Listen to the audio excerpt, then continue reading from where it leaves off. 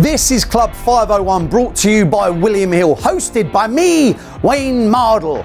Now, I'm going to be talking to stars of sports and entertainment, just having a general chit chat and having fun. If you would like to be an honorary member, please like and subscribe. I'm just a plain butter chicken guy. Quite a lot, don't you? I'm so trying. I know you are. I am literally on a 9. Why do I feel nervous? How do you like those apples? It's my old Cockney swagger. Look, I am better than you. That's my picture.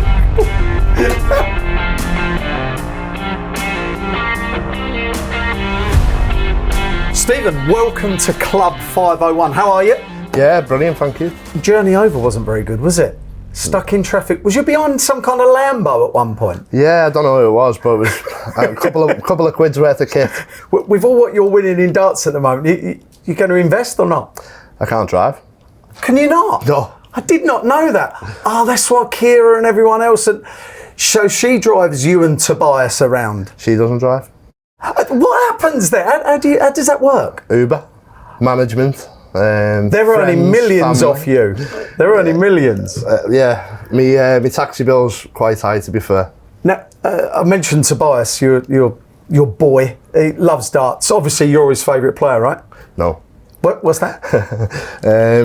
Peter Wright. Peter Wright's his favourite player. Really? Yeah. How do you feel about that? Pretty shocked, to be honest. Especially with the way I'm playing. Yeah, you would think I'd win him over, but no, he's certain, like, Peter Wright's his favourite. But you're better than Peter right now, and don't tell him I said that. No, definitely don't tell him you said that. Like I said, I'm playing really well at the minute, but Peter Wright's a showman, isn't he? And Toby's loved him even back in the day when he was winning the Worlds and stuff. So yeah, he's his favourite player. So how did you kind of fall into darts? How did it like start? Just basically, my dad was just a local pub player. Right. Is he good? No, not really. But he used to beat me all the time. We used to practice at home, and just kept going from there. And then eventually, I started beating him, and he stopped practicing with me. Was he kind of that dad that's like, right? No, I don't like losing, so I don't want to take part. Or is it? No, you can move on to someone else now. Yeah, he didn't like losing, but he got me involved with the youth setup. He took me to play for Merseyside and got me involved with the youth system, which then enabled me to go play for the senior county team. And I kept progressing through the ranks, to be honest, and obviously ended up playing for my country, playing around the BDO circuit. And then look, you've done all right. We know. Look, we're going to have a chuck anyway. So you can show me how well you're playing right now. Seen this? Club 501 merch. Good stuff, isn't it? Well, I didn't know it was gonna happen, but I like it. The contents is not alcoholic enough, but there you go. Right, have a throw anyway. So I want to talk to you about TikTok. All right, okay. You love it, don't you? I just love showing a different side of my personality, to be honest. Not many dart players use the social platforms to show the side of the personality, and yeah, I think it's important that other people just see me not only as a dart player but as a normal person, to be honest. Yeah, we know how important social media is now anyway, but your TikToks are really off key.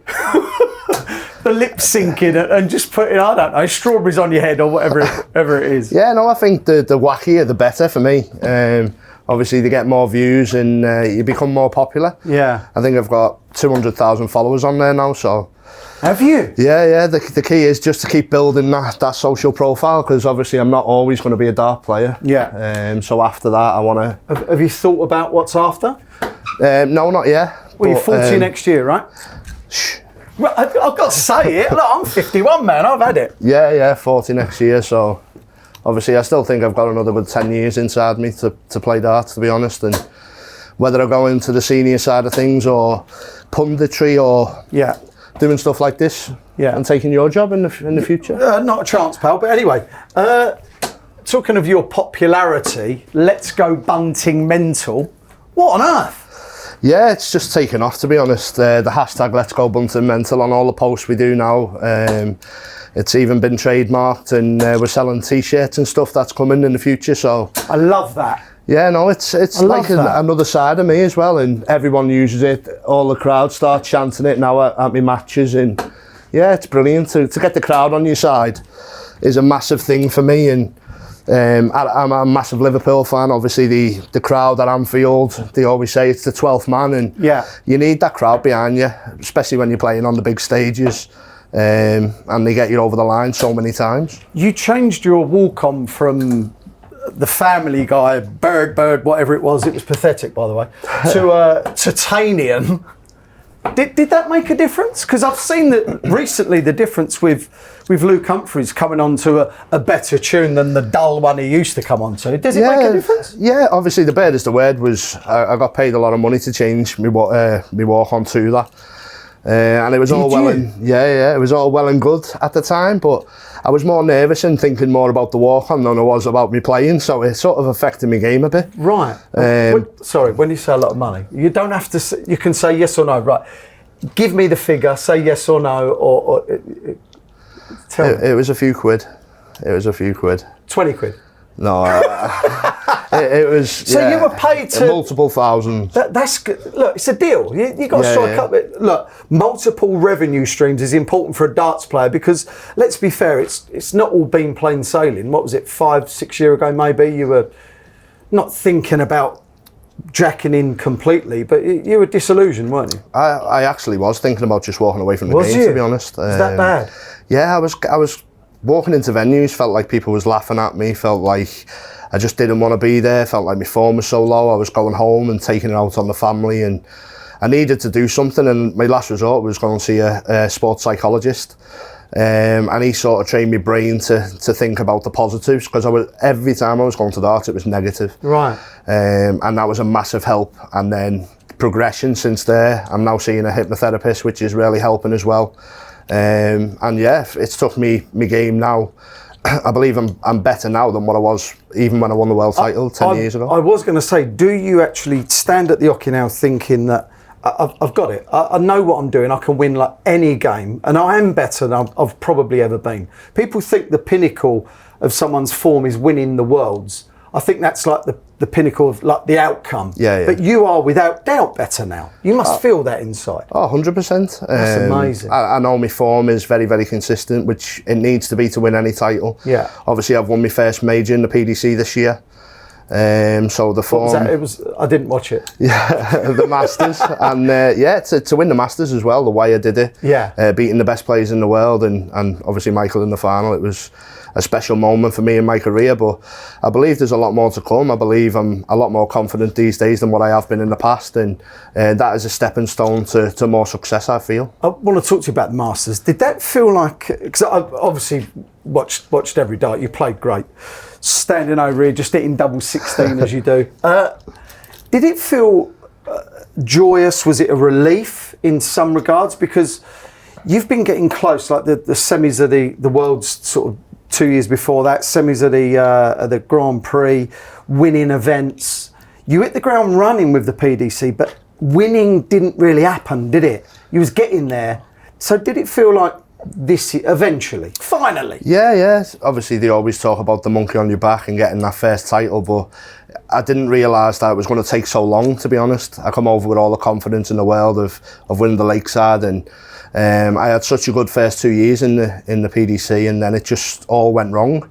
And I think playing in the Premier League, getting dropped out the Premier League, and then the confidence that I suffered after that, I was so down in the dumps, to be honest. But I'm working my way trying to get back into the Premier League. That's a massive stepping stone that I want to get back into, and I believe my game's going only one way, to be honest. And our calendar's really, really busy, but obviously the Premier League is the tournament that everyone wants to play in, week out. Playing the top players in the world can only improve my game, I feel. And yeah, although I've missed Liverpool games, I'll still get to see the results. Hopefully the new manager coming in can shape things up a bit and get them playing the way we all know they can, but Liverpool winning a league's not going to pay my bills. Are you gutted Klopp's leaving? I cried. You what? I cried. It actually felt like I'd lost a family member. Honestly, it was. You're a grown man. It's only football. Well, I cried when Barney had a word with me, didn't he? So, you did, yeah. So that was easier to cry with Klopp. Fair point. Yeah, it was such... Wow. When I opened the video, I thought it was going to be a joke. I thought there was going to be some like silly noise on the top of it. And then when it was Klopp's statements, yeah, it was gut-wrenching, to be honest. Oh, I didn't expect that. Yeah. I know you care. He means that much to the people of Liverpool as well. I just think what he's done for the city, for what he's done for the team. And how successful he was as well. Yeah, and it's just going to be so sad to see him go, and it's a massive pair of shoes to fill. Yeah. Do you think a few players will follow or not? I would hope not, but... Be hilarious if Salah and Van Dijk leave, wouldn't it? Oh, yeah, yeah. I'm trying to cheer you up here. Oh, dear. But the thing is, look, you care, right? Yeah, you care. of course. I get it. And it's a family, going to the match, seeing all your friends. Yeah. We're forever talking about football and obviously Liverpool and the management and stuff, but there's nothing we can do. It's all behind the scenes, what the club want. But they seem to be going in the right direction. They've got certain people in the back room that they've brought back in, who I think can take the club further again, and hopefully in the transfer market we can get a few pearlers. You mentioned your kind of mates and stuff. Who's the mate on tour? Who's the one that you kind of want to go for a meal with? Who's the one that you ever practice with? There's a couple, but I would say Chizzy's definitely up there. Chizzy's great. Ross Smith is another really good friend who comes to mine and practices and stuff. Yeah, there's a few TikToks with Ross. Yeah, I'd say Ross was my closest one on tour, to be honest. And his form's picked right up as well. Do you have massive practice sessions or not? Leading into a big TV event, he'll come down and stay over for like 3 or 4 days. He loves me missus's cooking, so she always cooks him. He's a bit weird. He likes hot curries and stuff like that. So why is that weird? This is normal. Well, yeah, for me, I'm just a plain butter chicken guy, and he wants all types of spices in his. Yeah, Vindaloo, right? Hotter than that sometimes. Oh dear, foul. Yeah, he's very, very strange.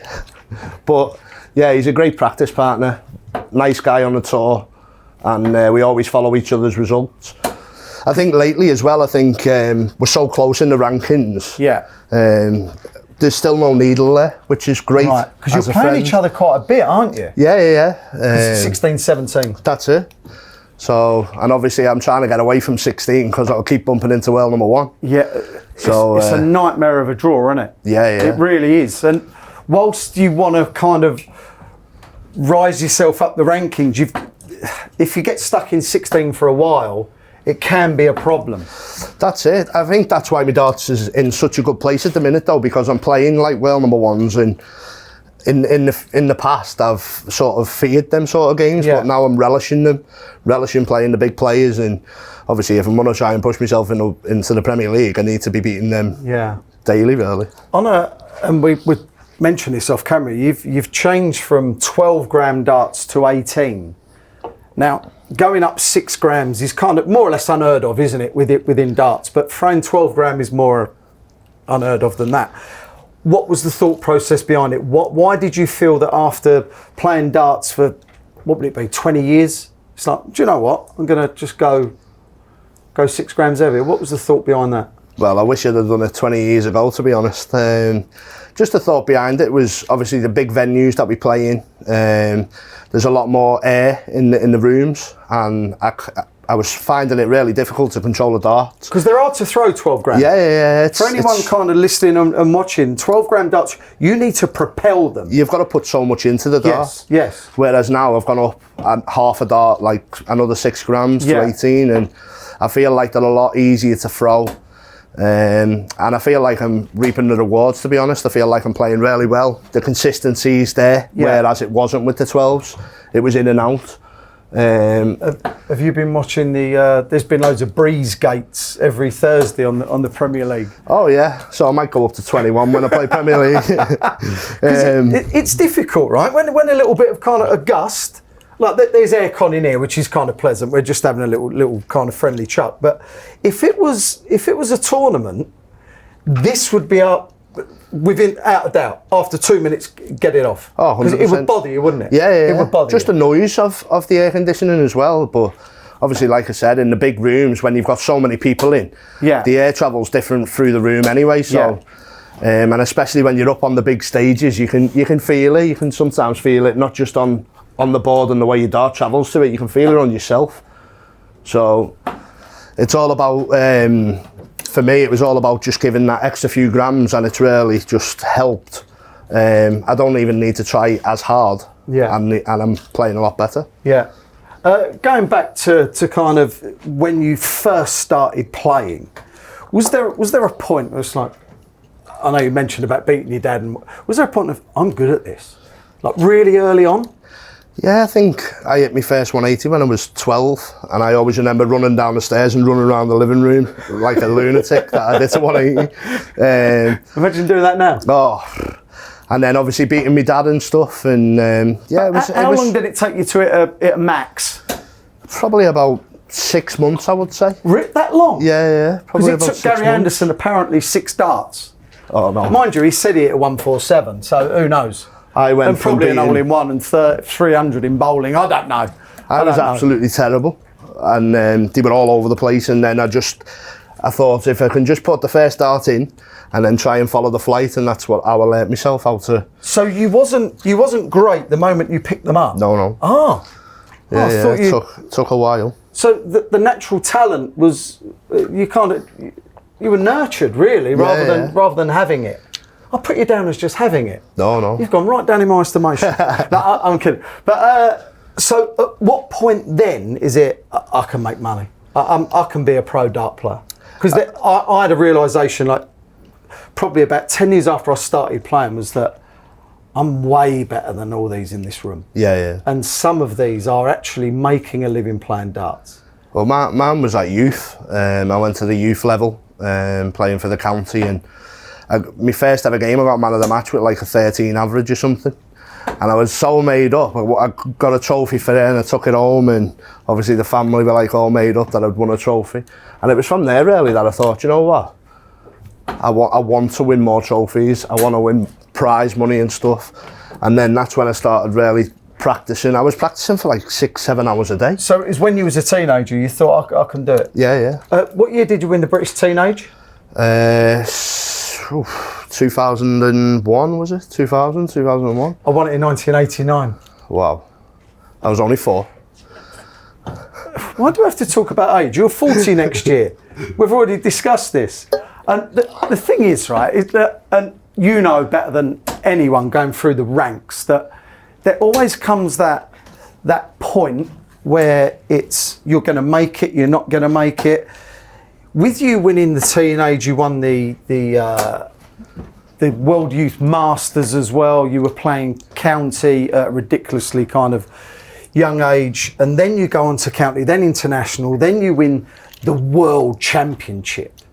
What's all that about? How did that feel? Because I've never done that. It was a dream come true. Obviously, ever since I was a young boy watching the darts, I used to always watch the Lakeside. And just even to make my debut in 2004, such a special time to be up on the stage. I won my first ever game and I was crying my eyes out. I won quite a lot, don't you? Yeah. I'm a bit of a cry. That should be my new nickname. And I absolutely really enjoyed it. And it took me obviously 9 years, I think, to win that Lakeside, but it was all gradual development. And I just kept getting better and better, put more hours in practice and stuff. Going back as well, talking about like when did I think that I could be a professional dart player. I won the Lancashire Open when I was 15 years of age. Wow, there would have been some amazing players in that. I beat Daryl Fitton in the final. Dean Williams at the time, who was playing PDC, and Lee Polferman as well in the quarter. So I beat some really good players. And then the week after, I went to the Eastbourne Open. Right. And I always remember I was on the practice board and Roland Sholton tapped me on the shoulder. He said, "Good luck in the youth." And I went, "I'm in the senior final." Amazing. And Eastbourne was a ranked event. Yeah. It was a PDC ranked event. It was unbelievable. And that was probably a time further on than the youth as well that I thought, you know what, I can actually make a living. And I think I won like £2,500-3,000 for the 2 tournaments, which was huge money to a 15-year-old lad. I can't even remember what I bought, but Yeah. You probably wasted it. Probably. On some PlayStation or something. Would have been, definitely. The Professional Darts Corporation in itself always said that we're professional, we're this, that and the other, we're everything the BDO isn't. The BDO when we joined was amazing, wasn't it? Yeah. Unfortunately, it just kind of went south. So was it a decision that was made for you in monetary terms? It was the only place to earn money playing darts. Yeah, I think monetary. I just think obviously I earned more money in the first year not winning anything than what I did winning the Lakeside and the Windmill, plus all the other titles I earned. So you didn't drop a set in the Windmill, by the way. That's still a record. That's incredible. Crazy. To not lose 2 legs from every 3, from A3 for like 3 days, that's ridiculous. Yeah, but you're better now. Yeah, I honestly believe I'm better now. I believe that. Just consistent wise, just the averages, the double percentages, and posting now 50-60% the last few tournaments I've played. And mentally, I'm 100% better than I've ever been. Just the scars that I had have disappeared now. The hypnotherapy is working. I'm walking into venues feeling fresh and believing I can win. I've really enjoyed listening to you kind of chat on about Liverpool, about winning world titles, about winning and more or less everything the world or the sport has had to offer. But because we need to kind of have some kind of challenge match. We will have one, but I'm going to handicap you to some tune. Blindfold. Right, Steve, I mentioned that I'm going to handicap you heavily because in golf you get like handicaps, but I'll just go first because I've been in absolutely everything. Well, that is a handicap, to be fair. So 1 leg 501, I throw first. Right, if you happen to win it, we might have another one. No problem. Until I win one. Right. So we're playing a few then, yeah. One leg 501. See, this is where my bottle goes. I'm so bad under pressure. Right. Get in. I am literally on a 9. You're ahead. Oh. 1-2-5, Steve. You're under pressure, pal. Wow. Didn't like that, did you? Why do I feel nervous? How'd you like those apples? Oh, wow. I am better than you. Oh! What's that, 22? 20, yeah. Wow. Yeah. My hand just don't open. It's still early days. Yeah, little 60's all right. It's all right. You've gone really quiet on me. You're trying. Don't try, it makes it worse. Oh, terrible. 60. Don't be nervous. Oh, jeez. Oh, look at this. I don't know if I'm worse in front. Sometimes better chasing.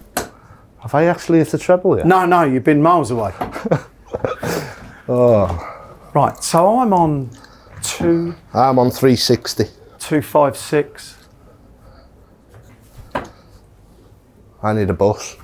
Oh my word. Oh my word. Right. When my composure goes, I'm so bad. This is what I packed up. I am so trying. I know you are. It's the fact that you've gone silent is making me laugh. 300. 250. Get in. Get in. My legs are going. Why do I do this? Why does this happen? Oh, 140. I thought I was going to get it. Has it come out my hand? So what are you on? I'm on 110, pal. Oh, wow. 300. It's my old Cockney swagger, look. Oh, I've still not hit the treble. Oh, my God. This is an annihilation. Oh, 276. What, 110? Are you sure I play darts? 54. Oh, that leaves 78. I'm going to get in trouble here. Told you, I knew it. 276, I need a bigger. 77 I'm on. What are you on? 276. Jesus. Yeah, but it's in. Oh, that is in. You're at max now. No. Oh my, look at the shoulder. That was cheesy. You're right, pal. Nearly knocked the cameraman out. Oh, wow. Oh, that's made me chuckle. I'll take that. 121, 155 left. You're under 77. pressure. 77. Honestly. Please, please. Bullseye. It's in the middle weight. I've got no chance. Look, I can't let go under pressure.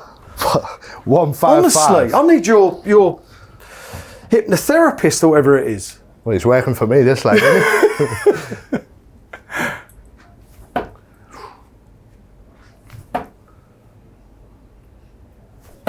$96 left. Wow. Right, I want 43. I'm in trouble. Right.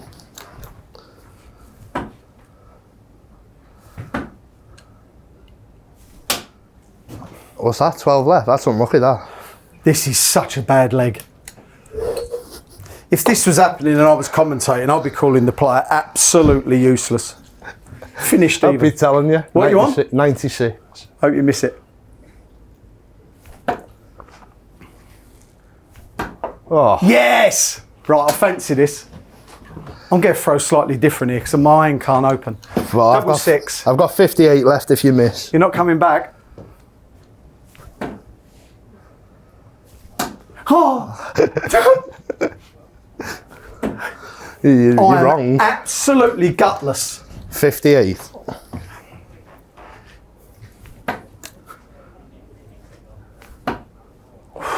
Proper nervous. Proper nervous. What is going on? Oh! 10 left. You're good on tens as well. Oh, not today. Right, double, attack it, Wayne. Come on, it's not difficult. Yes! Right, we are not playing no more because I won. Well done. Don't show us the averages. Every guest we have is going to have to take part. It's compulsory in a 9-dart challenge. See how many points they can get in 9 darts. So 3 turns, throwing at the board. Let's see how they do. But I'm going to set off and set a target. So Stephen, you will be after me, but I'm going to set the target, right? I'm setting it. Whew, I'm so nervous again.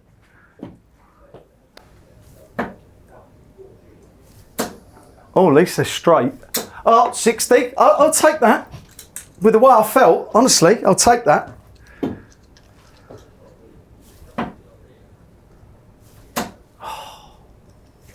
Oh, look at the snatch on that.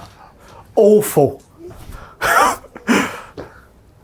At least I don't think I'll finish bottom.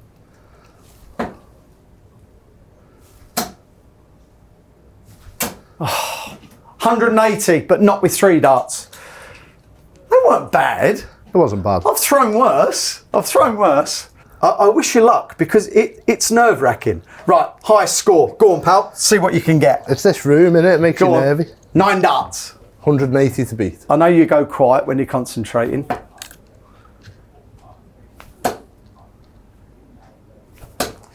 Oof. Did that hurt, that last one? Ow. It's one of those, isn't it? I'll take 100. Ton's all right. I feel like I'm on bullseye. Oof. Oh, look at these. Oh, you done well there. 81. Well, you beat me with 3 darts to go. 181. They've turned the aircon off now.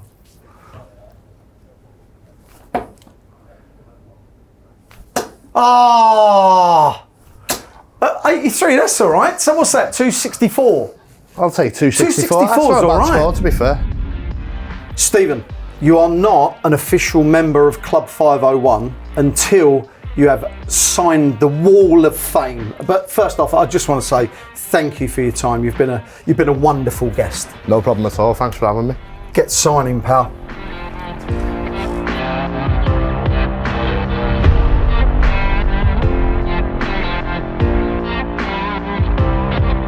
Thank you for watching Club 501, brought to you by William Hill. For all the latest episodes, all the latest competitions and the fun to be had, please like and subscribe to the channel. Remember, over 18s only, please gamble responsibly.